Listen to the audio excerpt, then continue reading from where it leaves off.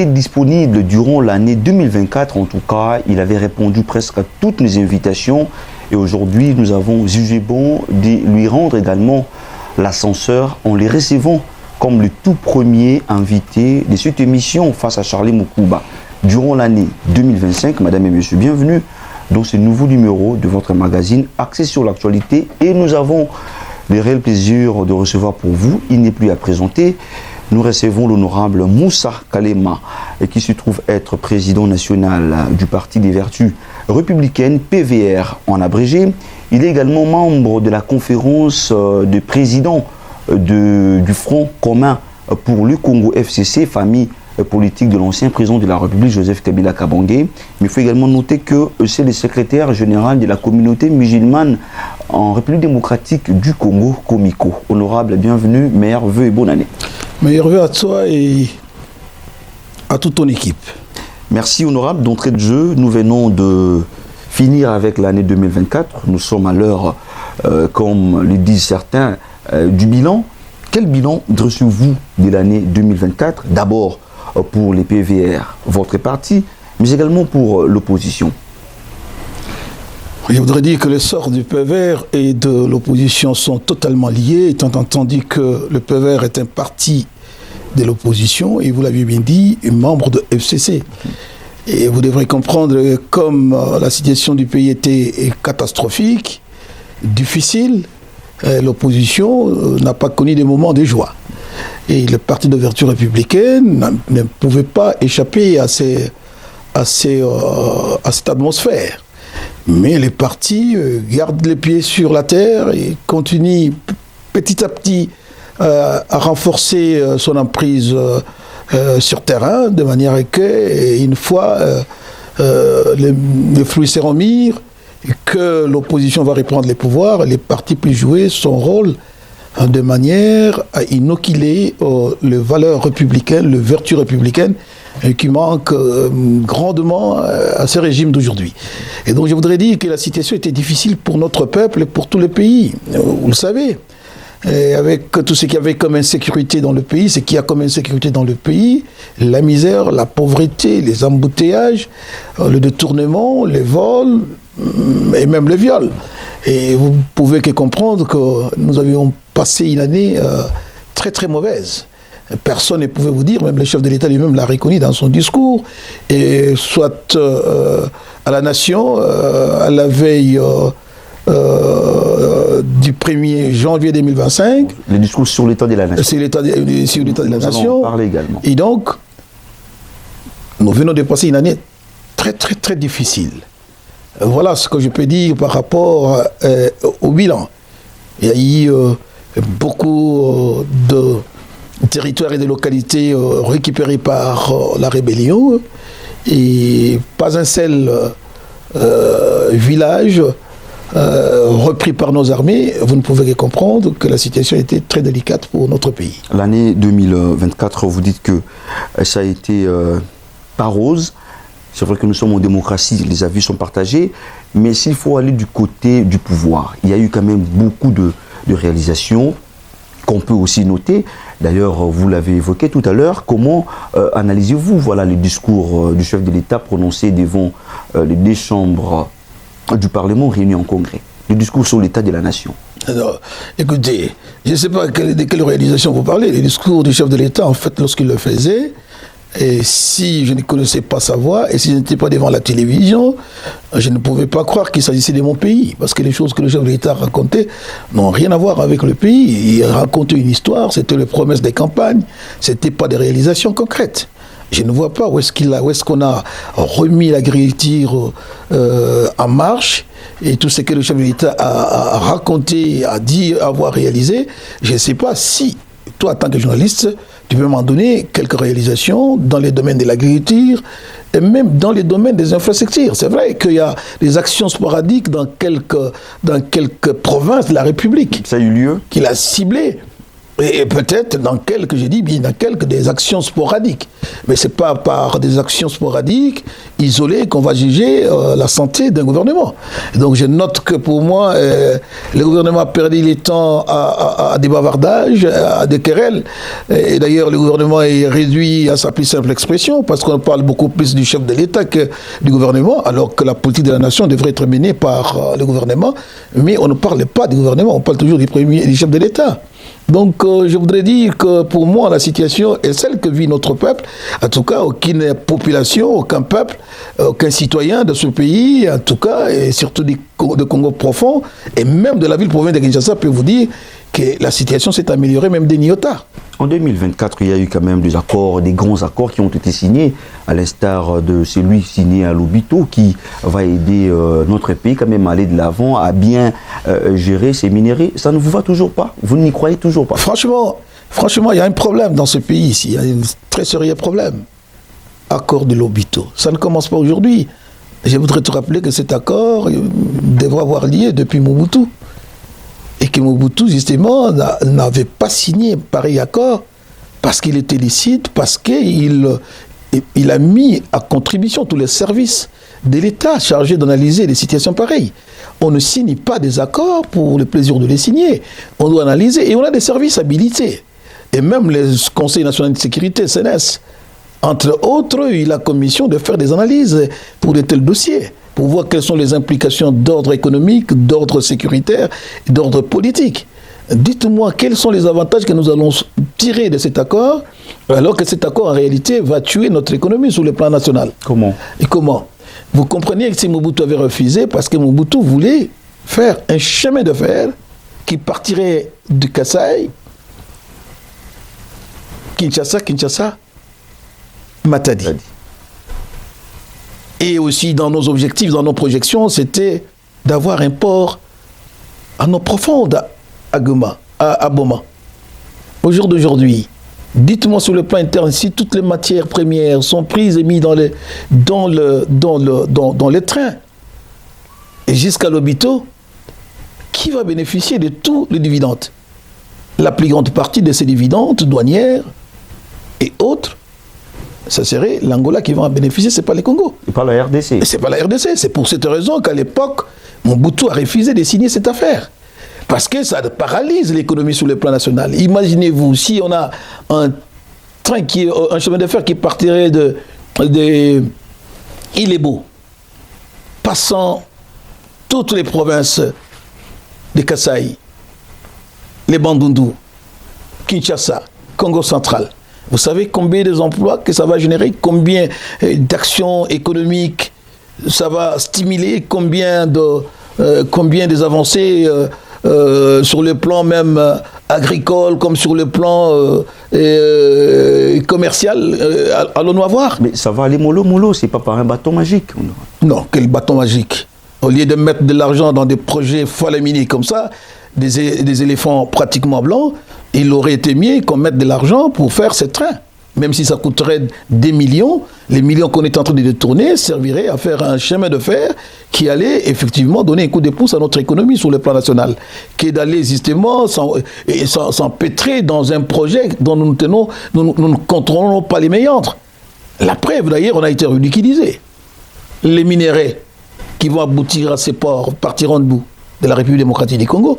Il aurait été mieux si on était respecté, si la diplomatie tant vantée était ce qu'elle était.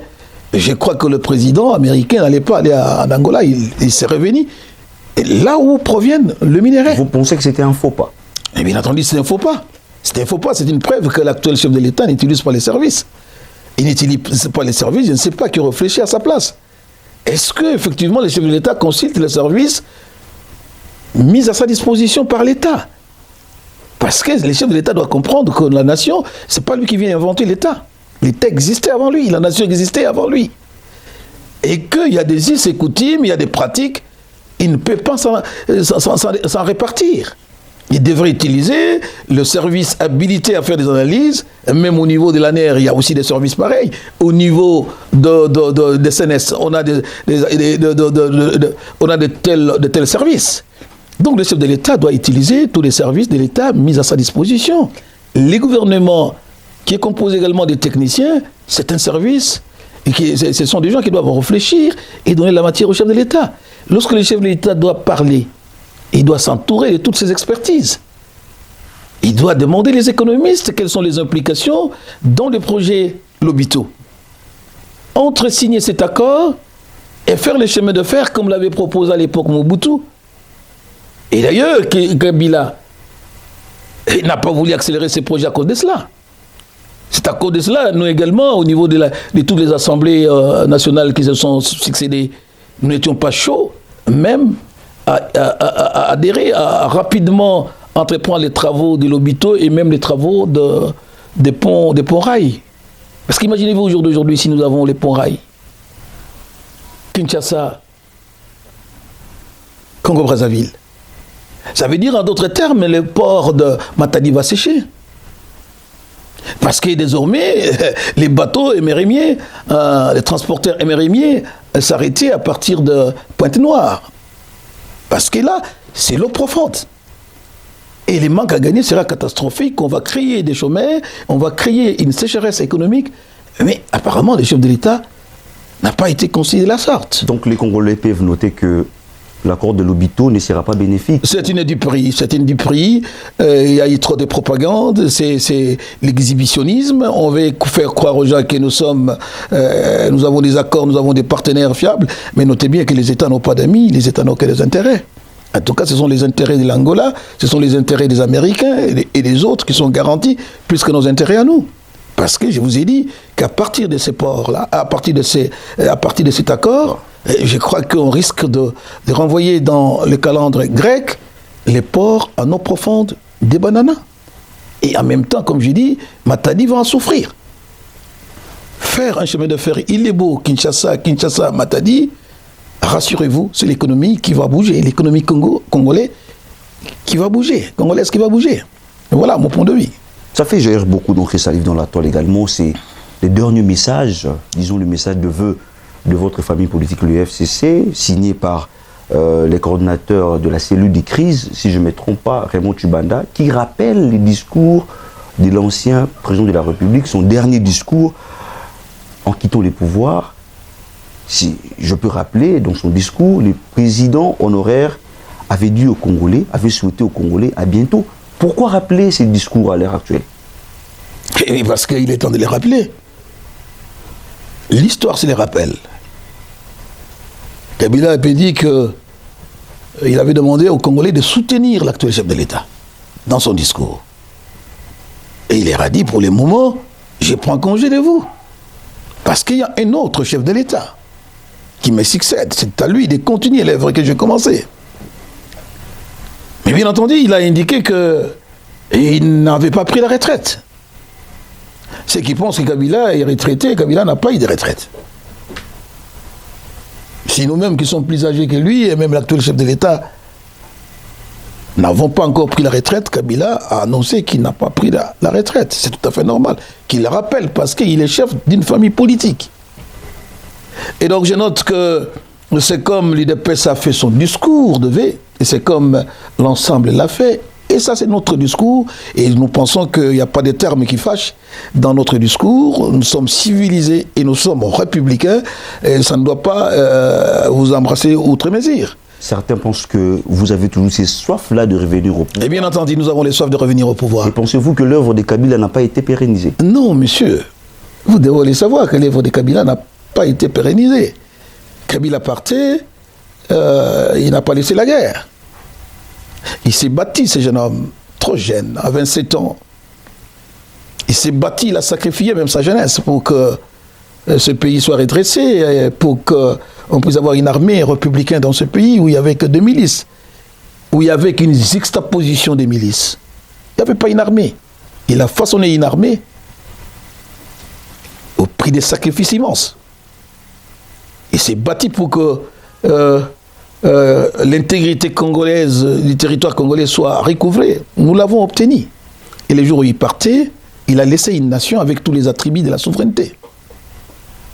Il n'a pas laissé un centimètre du Congo qui échappait à la République démocratique du Congo. D'ailleurs, le chef de l'État l'a reconnu dans dans une de ses allocutions que, voilà, et en 2013, c'est le chef de l'État actuel qui le disait. Il incriminait Kagame, il dit que Kagame a armé, a aidé le M23 à venir agresser de nouveau et les armes utilisées de nouveau la République démocratique du Congo, parce que depuis 2013, le M23 n'existait plus. Ça, c'est le chef de l'État actuel qui l'a dit. Et c'est pour cela, d'ailleurs, prochainement, nous allons avoir une grande émission au cours desquelles nous allons essayer de rappeler les discours du chef de l'État, ses propos, de manière peut-être à permettre au chef de l'État de recadrer, de requalifier son discours dans l'avenir. Et donc, nous notons que les acquis de Kabila n'ont pas été consolidés. Regardez aujourd'hui dans la ville, les infrastructures qu'il a laissées dans cette ville, ça n'existait plus. Ça n'existait plus, il n'y a plus de routes aujourd'hui. Alors qu'il a laissé quand même des routes qui étaient praticables. Ne pensez-vous pas que ces routes-là n'étaient pas bien construites? Écoutez, moi justement de dire que les routes n'ont pas été bien construites. Vous devrez comprendre que depuis que Kabila est parti, on a exporté des gens à d'autres provinces pour que Kinshasa soit aujourd'hui saturé. Kinshasa est saturé au jour d'aujourd'hui. Et moi, j'habite la cité. Et je vois comment les parcelles sont émiettées. Ça, vous le savez, qu'au jour d'aujourd'hui. Que je crois même qu'il y a eu la population a même, je crois, doublé depuis que Kabila est parti. Et donc, quand la population double et quand la population augmente, il faudra que les infrastructures puissent suivre. Les minimums doivent suivre. Et on a eu des programmes ici dans cette ville, de zéro trou. Il y a eu de l'argent qui a été pensé pour qu'on puisse avoir des routes dans cette ville.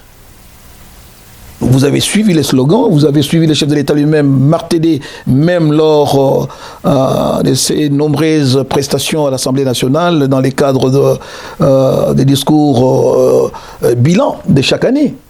Il a parlé de cela. Mais rien n'a été fait. Rien n'a été fait. Et encore, au jour d'aujourd'hui, les villages, les localités continuent à tomber. Massissi vient de tomber. Et il vient de tomber par qui?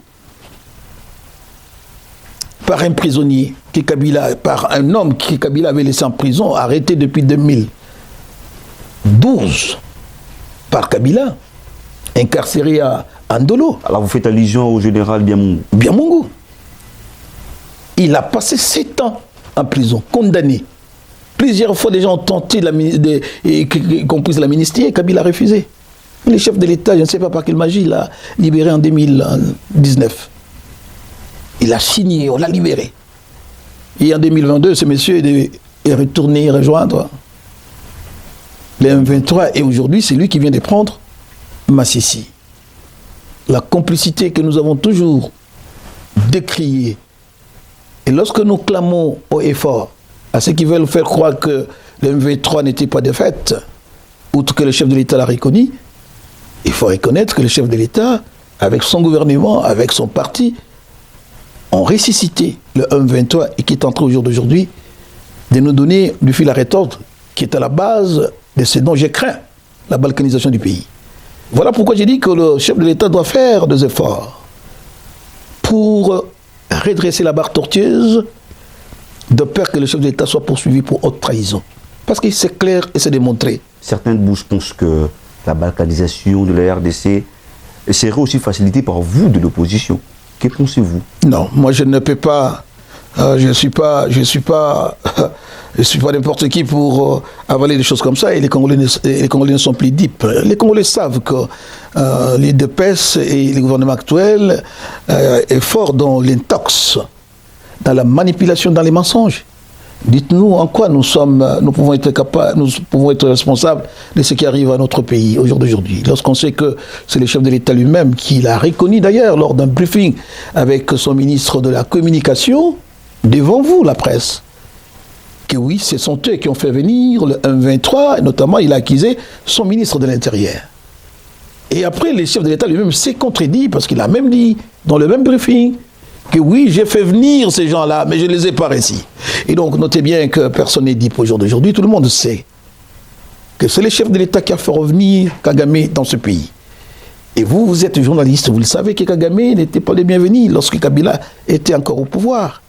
Mais on a fait venir Kagame ici, et en pompe, avec tapis rouge. avec chansons méprisant les pouvoirs qui avaient donné en fait les pouvoirs des Kabila. Et donc personne ne peut croire à ces discours. Tout le monde sait qu'aujourd'hui c'est la faiblesse du pouvoir, c'est la faiblesse du régime, ce sont des fautes gravissimes commises par les chefs de l'État qui font que nous soyons dans cette situation d'occupation et au bord de la balkanisation. Mais pourquoi parler de la RDC à l'étranger comme ça vient d'être le cas entre Joseph Kabila et Moïse Katumbi, une rencontre à l'étranger? Que retenez-vous de cette rencontre? Attendez, monsieur. Le problème, c'est que vous avez la mémoire très courte. Vous savez combien des réunions, des rencontres, j'allais dire même des conspirations menées par l'opposition aujourd'hui au pouvoir, dont l'IDPS était à la commande. Vous savez combien de réunions? Je voudrais vous rappeler. Je voudrais vous rappeler de l'île de Gorée. Vous savez ce qui s'est passé là-bas. Et même l'Église catholique, à cette époque qui les appuyait, était à cette rencontre. Je voudrais vous rappeler l'Afrique du Sud. Je voudrais vous rappeler Géval. Mais vous l'avez fustigé. Attendez, nous l'avons fustigé. Mais nous, à notre époque, il n'y avait pas d'exilés. Et ce qu'ils venaient comme ils voulaient, ils partaient comme ils voulaient. Vous savez qu'aujourd'hui, il y a des gens qui ne peuvent pas venir dans ce pays comme ils veulent. Vous savez que Dion ne peut pas revenir aujourd'hui, calmez-moi. Vous savez que Katumbi est aujourd'hui pour chasser comme un malpropre. Vous savez également que des gens comme les Raymond Chibanda, de temps en temps, sont menacés, sont pointés. Et ils sont nombreux comme ça. Dites-moi, s'ils ne peuvent pas venir dans leur pays et parler calmement, et si ceux qui sont là sont matraqués chaque jour, où se trouve aujourd'hui cette Kikouni, où se trouve aujourd'hui Kabout, où se trouve aujourd'hui Jacques Ndala. La liste est longue. Dans ces conditions, ils trouvent un terrain où ils peuvent justement cogiter. Et c'est normal. Et surtout qu'ils n'ont pas fait une conspiration contre le pays. Les communiqués est clair de quoi ils ont parlé. Ils ont parlé de l'actualité du pays, de ce qui se passe au pays. Et ils sont fils de ce pays. Et surtout, c'est un ancien chef de l'État. Voilà. Vous avez voté. Et un candidat président de la République. Un candidat président de la République. Oui, un candidat président de la République. Katumbi était candidat président de la République. Et Kabila, c'est un ancien chef de l'État. Il est tout à fait normal que ces deux grandes personnalités puissent échanger sur la situation du pays lorsqu'ils se rencontrent, n'importe où d'ailleurs. Ils ont parlé pour la République, oui, on a vu les communiqués. C'est quoi les retombées? Les retombées, c'est qu'ils ont, quand même, si vous voulez, ils ont fait l'appel des troupes. Et ils ont interpellé le chef de l'État. C'est à lui maintenant de tirer les conséquences. Et le chef de l'État doit comprendre que ce n'est pas des enfants de cœur qui se sont réunis là-bas. Ce sont des personnalités d'envergure. Ce qu'ils ont dit, il doit en tenir compte s'il veut vraiment gérer le pays et rester à la tête de ce pays. Il doit suivre toutes les voies qui parlent. Il doit suivre. Il doit tenir compte. Et en même temps, je crois que les familles politiques de ces leaders s'activent également, se mettent en ordre de bataille utile pour contrer toutes ces velléités des dictatures qui sont en train de naître dans le pays. Donc les Congolais peuvent retenir que la rencontre entre Joseph Kabila et Moïse Katumbi, ce n'était pas pour conspirer contre le pays. Monsieur, ce n'est pas Kabila qui va conspirer, quelqu'un qui a sacrifié sa vie. Monsieur, ce que vous ne savez pas, vous savez s'il y a quelqu'un qui peut parler, j'ai suivi que le chef de l'État disait, je crois à Tchikapa, que dans ce pays, lui, il a plus de 1001 raisons pour qu'il puisse en vouloir à certains acteurs politiques, notamment le FCC. Pour quelles raisons selon vous? Mais attendez, dites-moi. J'aurais aimé que son père puisse en parler. Et même son père, il ne pouvait pas en vouloir à Kabila. Parce que Kabila n'a rien fait de mal à la famille qui s'est dit. Au contraire, il les a nourris. Il a mis des moyens pour transporter, pour des soins du défunt. C'est connu de tout le monde, ce n'est pas un secret. Il a frété des avions pour faire traiter le regretté Etienne Tshisekedi. Et lui, il savait, lui, le président actuel. Élie, comme député, il ne changeait pas, mais il avait toujours son argent. Mais il n'a qu'à lui donner de l'argent. Depuis des siècles, il ne changeait pas. Alors vous faites allusion à l'actuel chef de l'État. Et donc je voudrais noter qu'en fait, je ne vois pas pourquoi il peut en vouloir à un pouvoir qu'il a protégé. Qui touchait l'argent alors qu'il ne siégeait pas. C'est lui-même, le chef de l'État actuel. Il touchait cet argent. Je parle sous contrôle d'Obé Minakou, sous contrôle des services de l'Assemblée nationale. Et donc, je ne vois pas quelle souffrance le chef de l'État. Pourquoi le chef de l'État doit penser que c'est lui qui lui a donné le pouvoir peut aujourd'hui être hostile à lui? il doit lui-même se regarder, faire une rétrospection pour lui. C'est que le chef de l'État se reproche certaines choses. Il n'a qu'à corriger. Il n'a qu'à faire le mea culpa. Parce que sans que vous puissiez vous rendre compte, le chef de l'État a fait beaucoup de tort à beaucoup des acteurs politiques avec lesquels il a signé des engagements qu'il n'a pas respectés. Et ça continue même dans la sous-région aujourd'hui. Nous avons des problèmes. Et il a des problèmes même avec ses voisins. Donc je crois que c'est notre chef de l'État, c'est à nous de l'interpeller. Avant d'évoquer la tournée du chef de l'État dans les Grands Kasaï, vous avez évoqué tout à l'heure les cas des opposants incarcérés. Les opposants que le chef de l'État vient d'ailleurs de dégracier. Vous faites allusion à Kabound, à cette Kikouni. Là également, déjà les bénéficiaires. Là également, vous faites des analyses biaisées, des analyses défectueuses. Excusez-moi. Le chef de l'État n'a pas amnistié les opposants. Il a pris une amnistie générale. Et maintenant, il appartient aux ministres. Ils ont mis une commission, soi-disant, qui sera pilotée, bien entendu, par les ministres de la Justice, pour voir quelles sont les personnes qui répondent. Nous pensons que oui, les opposants qui se trouvent être aujourd'hui en prison à Makala répondent aux critères. Mais non, laissons les temps au temps, on va constater. Mais il n'a pas pris une amnistie pour les hommes politiques. C'est pas ça. Il faut lire l'ordonnance. Il a pris pour tous les prisonniers. Mais nous, parce que nous avons des gens qui ont été arrêtés pour les délits d'opinion, il y a même des journalistes qui sont arrêtés, nous demandons que ceux-là aussi ne puissent pas échapper à ces privilèges du chef de l'État. Voilà ce que je peux dire par rapport à ça. Mais il est clair que le chef de l'État ne veut pas de voix discordantes. C'est clair et net. Parlons-en du discours du chef. Vous savez, même l'infraction, la fameuse infraction de... comment on dit, faux bruit, si c'est... Faux bruit. Mais ce sont des infractions qui n'existent pas dans des pays où il y a la démocratie. Ce sont des infractions qui existaient à l'époque des États forts, des États dictatoriaux. Ce sont des termes inventés en RDC? Ce sont des termes cyrannés qui ont été inventés. C'est comme la peine de mort. Dans beaucoup des États, on a supprimé, même si nous voudrons revenir sur la peine de mort, comme si on était des dieux. C'est le Dieu qui peut donner la peine de mort. Hein? Vous n'êtes pas d'accord avec cet aspect des choses? Je ne suis pas d'accord qu'on puisse tuer les gens, surtout dans un pays où la corruption gangrène la nation comme une timère maligne, où la justice est ce qu'elle est. Parce que le chef de l'État lui-même ne reconnaît pas l'impartialité de la justice. C'est qu'on peut condamner l'innocent et le tuer.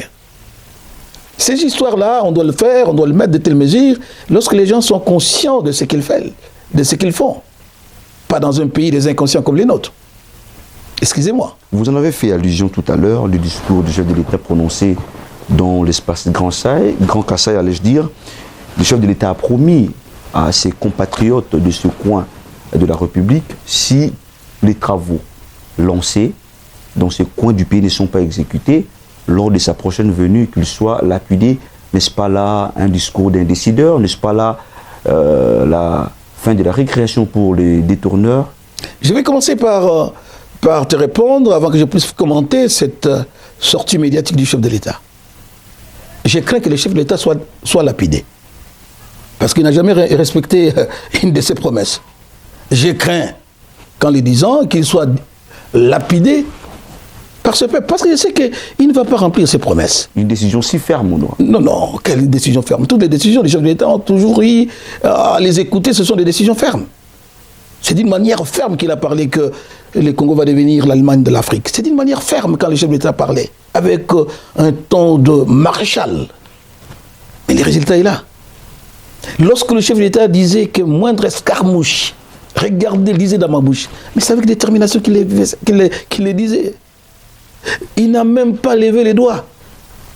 Lorsque les localités sont en train de tomber, et la preuve, Massis vient de tomber, le chef de l'État prend l'avion, il part dans le pays des Arabes. Il est dans quel pays là encore aujourd'hui? Au Qatar. Au Qatar. Alors que Massissi, c'est la porte. Il a un agenda, lui, le chef de l'État. Quel agenda? Tout agenda des chefs de l'État s'arrête lorsque la vie de son peuple est mise en mal. Il y a même des grands chefs, même celui des États-Unis où tous les services fonctionnent. Dès qu'il y a un problème, des simples même calamités, il écourte son voyage. Il rentre rapidement au pays. Le chef de l'État, il agit comme si Franchement, il ne se souciait pas de son peuple. Et sa promesse faite aux compatriotes? Alors, moi j'ai dit que même cette manière de faire, son discours, sa prestation au Kasaï, c'était vraiment piètre. Et c'est dangereux ça pour un chef de l'État. Le chef de l'État n'est pas un chef coutumier, mon frère. Le chef de l'État se comporte comme un chef de clan. Et son discours change selon les provinces où il se trouve. Regardez, quand il est à Kinshasa, il vous appelle quoi? Chers compatriotes. Goma, chers compatriotes. Lubumbashi, chers compatriotes. Mais quand il arrive chez lui, au Kasaï, dans l'espace Kasaï, il dit mes chers frères. Et nous sommes qui?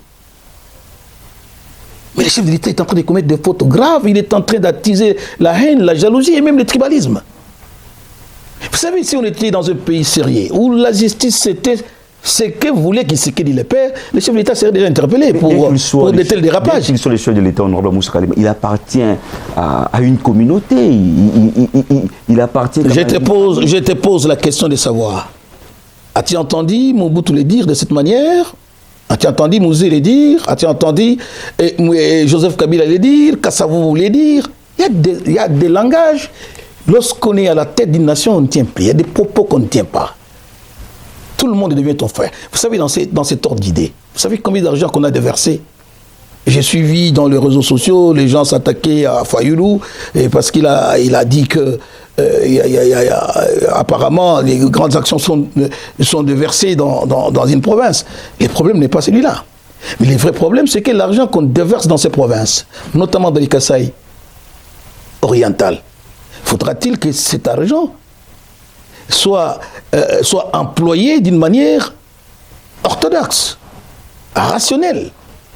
Mais lorsqu'on dépense 50 millions, 45 millions pour construire une université, et c'est ça les coûts d'université, l'université n'est pas terminée, mais les personnes qui ont détourné l'argent ne sont pas arrêtées, et le trésor public continue à financer la même université. Et au même moment, vous trouvez ça décent? Vous êtes dans le même espace Kasaï, vous arrivez à Kananga, vous faites des promesses, mais lorsque vous arrivez dans votre cité natale, vous dites non, je suis venu avec 50 millions. Donc le chef de l'État se promène avec l'argent dans ses poches. C'est une infraction. Mais d'abord, il est interdit dans ce pays qu'on se promène avec plus de 10 000 $. C'est interdit, la loi interdit, même à travers les mondes. Tu ne peux pas prendre de l'argent et te promener avec ça. Et même cette manière de le dire, c'est pas comme ça que le chef de l'État devrait le dire. Il devrait le dire comment? Parce qu'il n'a pas... Il ne devrait pas... Non. Il ne devrait pas le dire. Le chef de l'État doit agir à travers le service. On a un gouvernement, monsieur. On a un gouvernement national et on a un gouvernement provincial. Et on a même des services spécialisés comme les BSECO. Les chefs d'État pouvaient dire, je finançais tel projet. En fait, la République, d'ailleurs, ce n'est pas lui qui finance. Le problème, le chef de l'État pense que c'est lui qui... On dirait qu'en fait, l'argent de la République, c'est son argent à lui. Le chef de l'État est venu, il n'avait rien à main. Il ne doit pas dire, j'ai amené. Non, ce n'est pas lui. Le gouvernement de la République a disponibilisé autant d'argent pour tel projet. Voilà le langage d'un homme d'État. Et c'est comme ça que le chef de l'État est capable de dire que moi, en tant que garant de la nation, personne n'oserait m'interdire de revisiter la Constitution. Mais tu es garant de quoi? Les garants, ça veut dire celui qui fait respecter les lois de la République. Lorsque vous violez les lois de la République, lorsque vous les violentez, vous n'êtes plus garant. Au contraire, vous vous exposez à des poursuites judiciaires. Et même pour haute trahison d'ailleurs.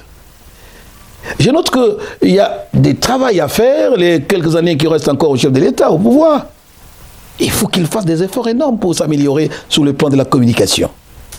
S'il ne s'améliore pas, j'ai craint pour l'avenir de ce pays. C'est d'ailleurs le dernier sujet que nous allons aborder, honorable Moussa Kalima. Vous venez d'ailleurs de l'évoquer. La Constitution, sa révision. Pourquoi vous vous opposez à ça, à une œuvre qui est tout à fait humaine? Il y a beaucoup d'imperfections. Pourquoi avez-vous peur? J'aurais aimé qu'un commun des mortels me posât cette question. Parce qu'un commun des mortels ne sait pas exactement ce qui se passe et ne sait pas analyser certaines choses. Tu ne me parles d'une révision constitutionnelle. la révision constitutionnelle, la manière de la faire, est prévue par la Constitution elle-même. Les chefs de l'État pouvaient prendre l'initiative, les gouvernements peuvent en prendre, et bien entendu, les parlements. Ça ne pose aucun problème. Mais ici, le chef de l'État va dire, il va créer une commission. D'aucuns appellent ça même des constitutionnalistes, c'est ce qui est malheureux, appellent ça commission constitutionnelle. Ce n'est pas une commission constitutionnelle, c'est un groupe de travail que le chef de l'État peut mettre, qui n'a aucun pouvoir de revisiter une constitution de la République. Il n'a aucun pouvoir, parce que nous ne sommes pas dans une transition pour qu'on mette une commission en place qui doit faire un avant-projet. Je rappelle, j'allais dire même les maîtres d'école de l'IDPS en matière constitutionnelle, c'est Mbata. Les professeurs. Les professeurs Mbata, que j'admire, qui est d'ailleurs un ami avec lequel j'ai de très bonnes relations, que je respecte beaucoup au regard de ses connaissances. Hier, Kabila au pouvoir, il a fait une très grande conférence où il a expliqué l'intelligence de cette disposition.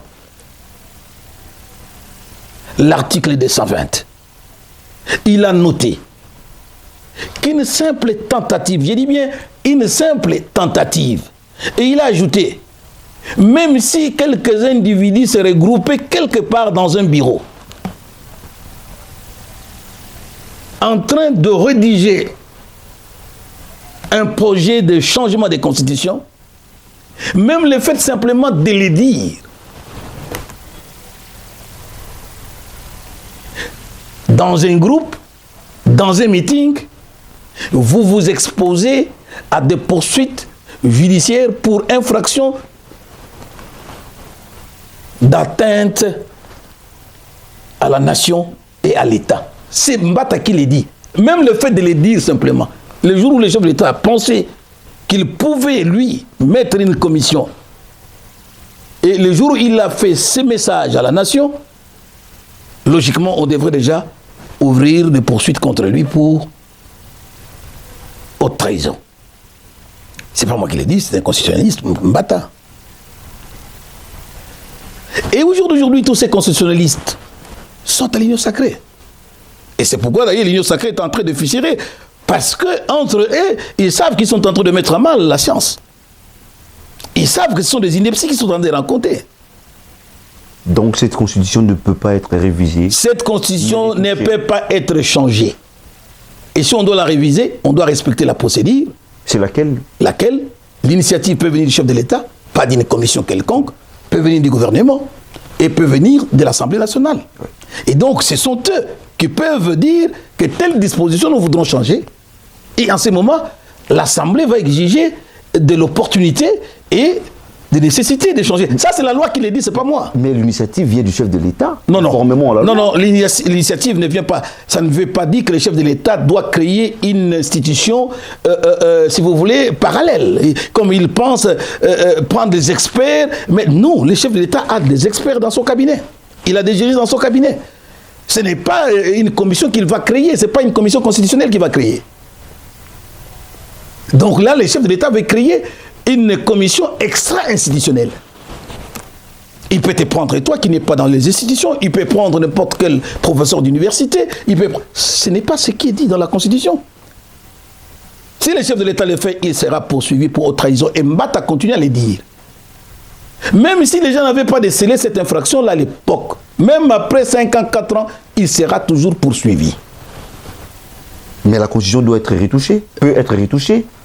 La Constitution peut être révisée dans le respect des dispositions, je crois, de l'article 118, tel que prévu par la Constitution elle-même. Et c'est quoi la procédure, honorable? Mais la procédure, c'est ce que je viens de te dire. Je viens de te dire que l'initiative peut venir de l'Assemblée nationale, peut venir des députés, peut venir du Conseil des ministres. Il faut que les conseils des ministres se réunissent, ils délibèrent sur les amendements qu'ils veulent apporter à la Constitution. Le chef de l'État peut prendre l'initiative, il envoie ça à l'Assemblée nationale. Je dis bien le président de la République. Ce n'est pas même le président de la République, mais le président de la République.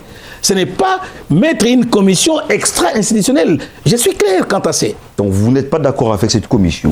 Cette commission, c'est un groupe de travail qui ne pouvait même pas être reconnu par les gens. Si lui, il pouvait le faire dans son cadre, et par lui-même, parce qu'il n'a pas la bonne expertise dans son cabinet, il ne pouvait pas dire qu'il va créer une commission constitutionnelle.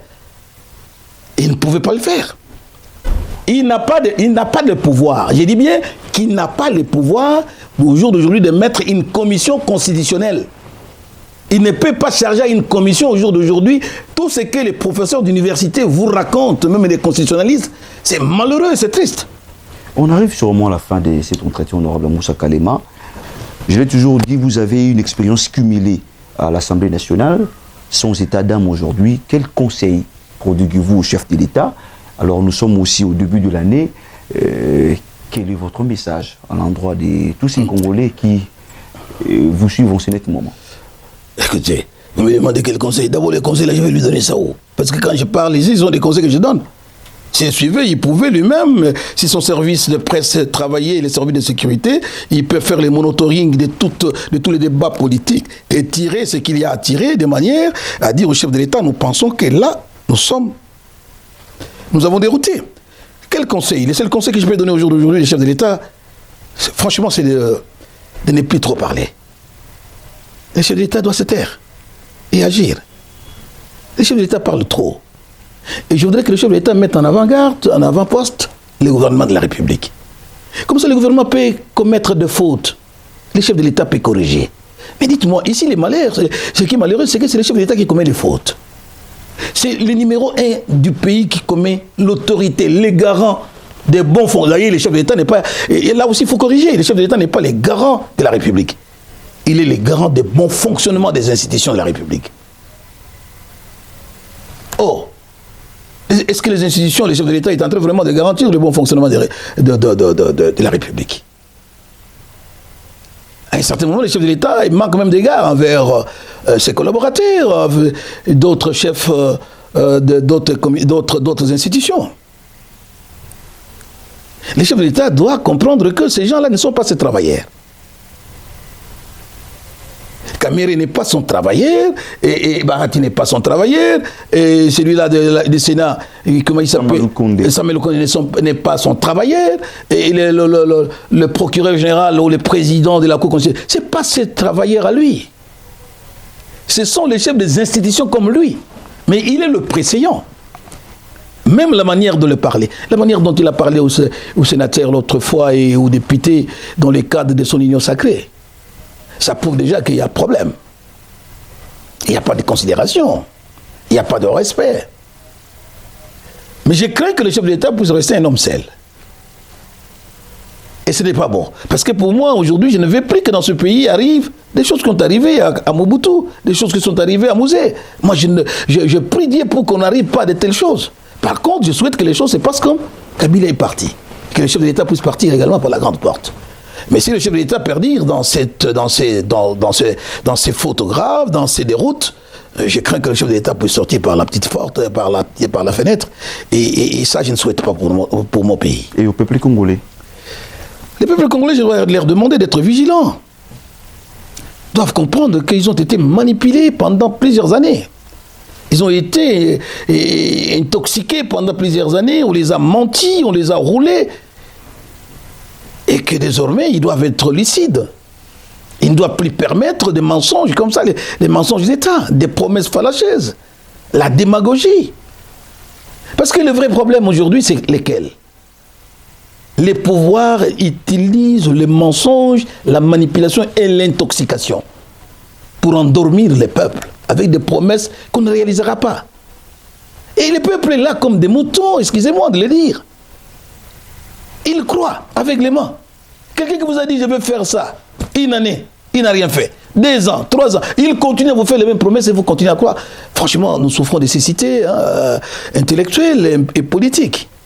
Alors le peuple doit se réveiller et le peuple doit se libérer de la peur, de la paresse, de l'attentisme et surtout de la mendicité. Le peuple doit se battre pour qu'en fait sa vie puisse changer.